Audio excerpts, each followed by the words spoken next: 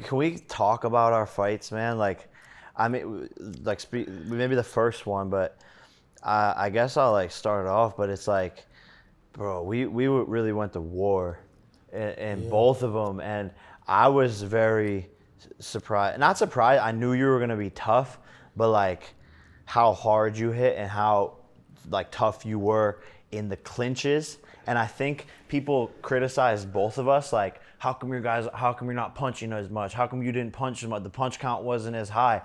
Because I think we both felt each other's smoke and we were like, damn, like this could end at any moment. I mean, for me, it was like this. Like, I fought in big arenas. I fucking fought at Madison Square Garden, the biggest gate they've ever had to date. So I've been there on those big shows, but like boxing is different.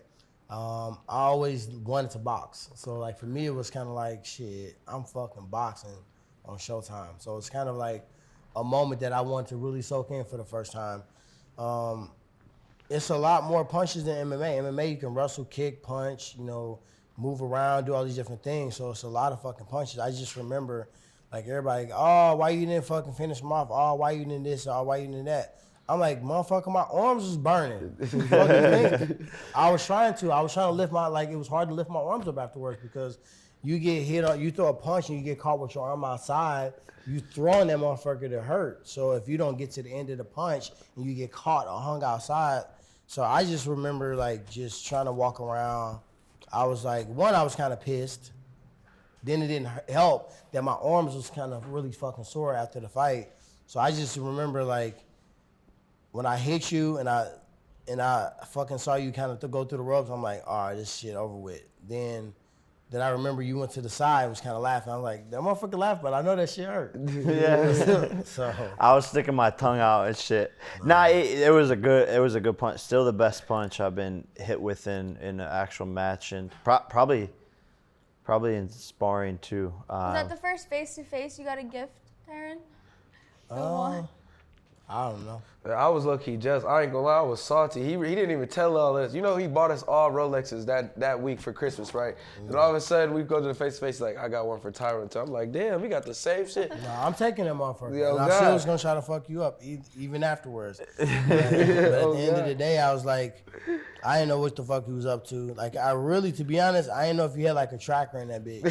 Yeah. I really had that bitch broke down. I took it to Sounds Icebox. like I said, let me see inside this motherfucker. That's crazy. That's funny. Because it's the smartest shit ever. Shit, why not? You crazy, Put a tracker for what? You think I'm gonna assassinate you?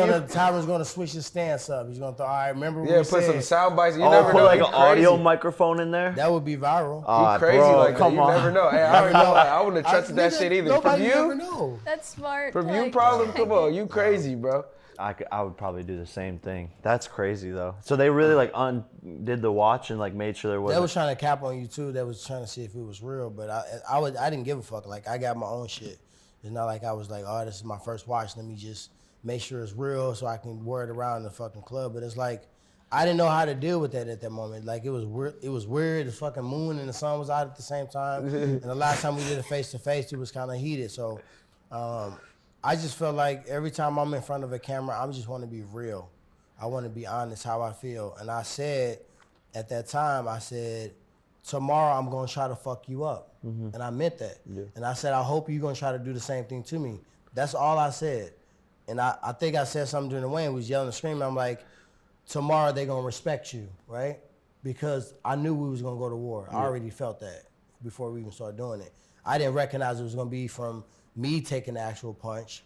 But when people like bring it up, like, we can address the punch. I'm not like, it was a fucking hard-ass punch that was thrown, right? So if you dropped your hand, Jake, I was going to try to fucking smash you. Mm-hmm. I was going to try to punch you. I was going to try to knock you out. I was going to try to hurt you. So how the fuck do I get mad that I feel like I was winning most of the fight, and then we get to the point, I think you look like you was finna throw overhand right. It's kind of like you was about to throw it, and I lift my hands up like, he ain't going to throw it. The second I did that is when the punch come.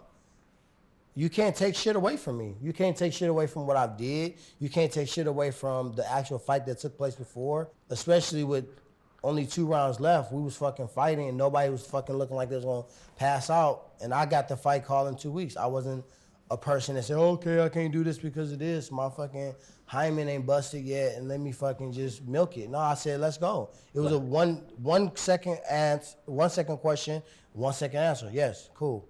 Let me get in the gym. So I I filmed all day. I trained at 3, 4 in the fucking morning until I got what I needed to do. Then they trained again. Then they trained me on set, and then I trained in the middle of the night again, and that's what you do. So like for me, it was the right move to make. I know it was the right move to make because I felt like I won the first fight. I felt like this is karma. This is my fucking chance to go out there and do that. And I fucking dropped my hand at the same time you threw a bomb. Fuck I'm gonna do? Cry? No, yeah, I mean, obviously it happens in the sport. I mean, you look at Leon Edwards, Kamaru Usman, right? And someone makes one mistake, and when you're in there with someone else who has that power, that's what I mean about like both of us feeling each other's No, power. I said that at the face to face. I said we both can knock each other out. Yeah. Like that's. But I like that fact because it makes you got to be a little bit more. It's a bigger risk. Like when I was fighting some guys in the UFC, when I'm fighting a Damian Maia or if I'm fighting somebody else, I know they can't knock me out. Like I was fighting them with a torn labrum, so I had to make him punch at me so I can punch him back because my shit was torn out. But when you know that somebody got the one punch that can put you down, I got the same one punch.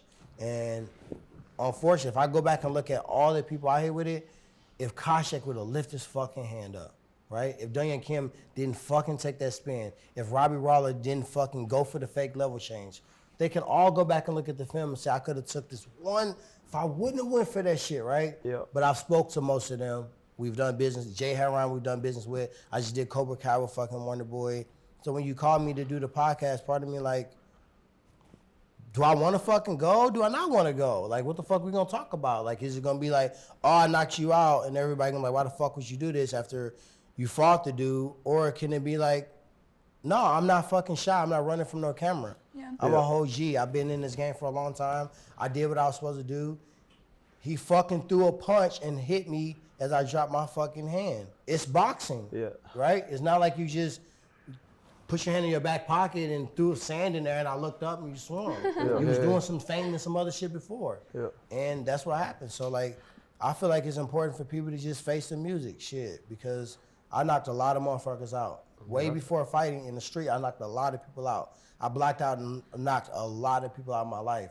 So at the end of the day, I can't just crawl under a rock because it happened to me.